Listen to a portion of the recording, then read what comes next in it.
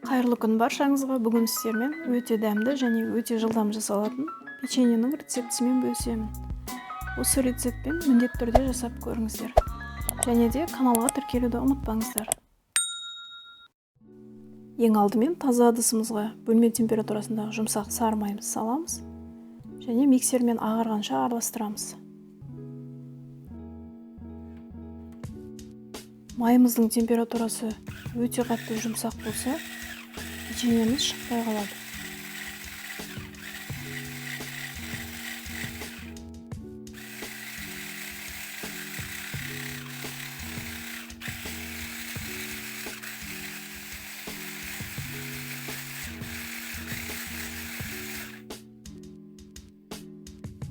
Араластырып болдық. Енді қант ұнтағын қосамыз.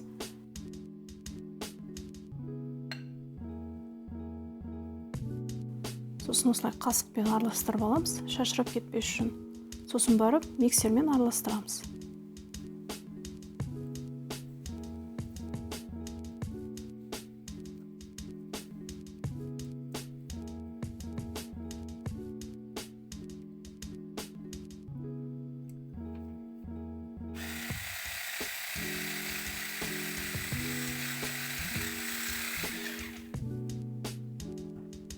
Араластырып болған соң, бір жұмыртқамызды қосып, тағы да миксермен біркелкі болғанша араластырамыз.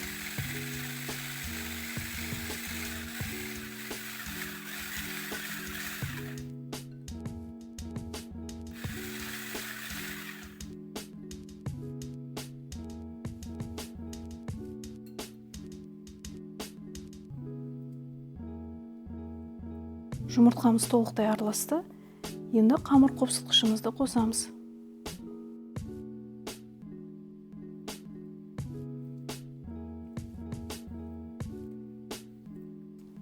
Міне осылай араластырып болдық.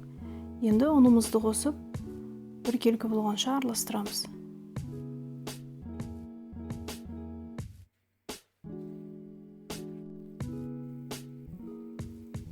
Қамырымыз дайын болды. Енді кондитерлік қапшыққа мен осындай насадка қолдандым, ашық жұлдыз деген. Кондитерлік қапшығымызға салып, үстіне қамырымызды салып аламыз.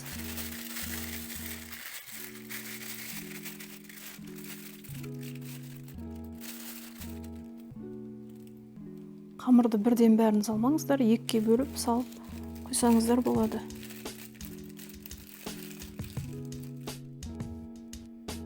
Енді пергамент қағаз төселген формамызға видеодағыдай қамырымызды құйып шығамыз.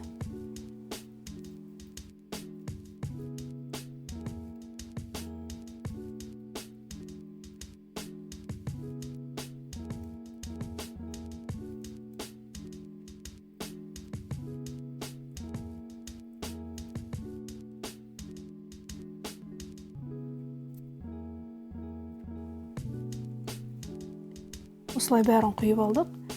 Енді қолымызды сулап, орталарын осылай басып шығамыз.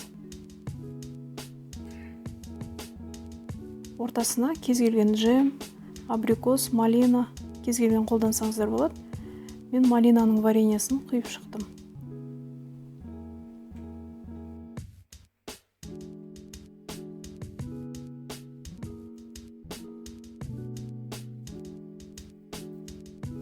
Енді алдын ала қыздырылған пеште 180 градуста шамамен 10-15 минутта пісіріп аламыз.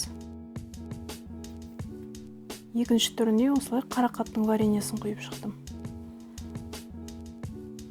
Печеньеміз дайын болды. Қараңыздар қандай болып піскен. Дүкендегіден еш айырмашылығы жоқ.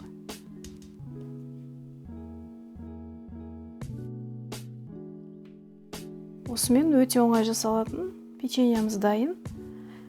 Видео рецепт ұнаса, лайк басып, комментарий қалдырыңыздар. Осы рецептпен міндетті түрде жасап көріңіздер.